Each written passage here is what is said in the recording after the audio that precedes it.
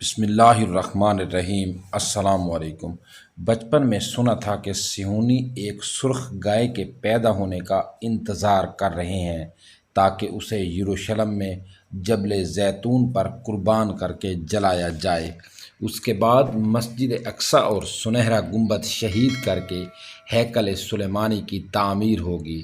مجھے لگتا تھا کہ وہ وقت بہت دور ہے، ہم تب تک کہاں زندہ ہوں گے۔ سالوں سے اس گائے کی تلاش جاری تھی۔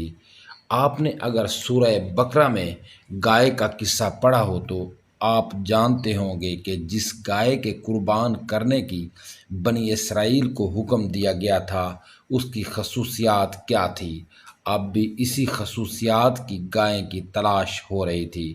امریکی ریاست ٹیکساس اپنی سرخ گایوں کے لیے مشہور ہے اور کئی سال کی تلاش کے بعد ستمبر 2022 میں ایسی 5 بچھڑیاں تلاش کر لی گئیں۔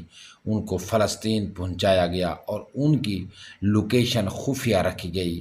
ان کے معائنے وغیرہ ہوتے رہے اور اب 4 گائیں ایسی ہیں تیار جن کو قربانی کے لیے موزوں قرار دیا گیا ہے۔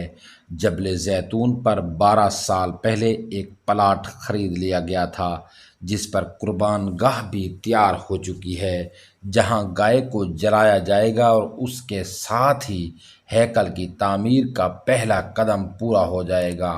ضروری نہیں کہ اگلی ہی دن تعمیر شروع ہو جائے، لیکن رسومات شروع ہو جائیں گی اور یہ قربانی بہت جلد ہوگی، کیونکہ گائے کی عمر 3 سال سے زیادہ نہیں ہونی چاہیے اور اپریل میں ہی شاید یہودیوں کی عید پر یہ قربانی کر دی جائے۔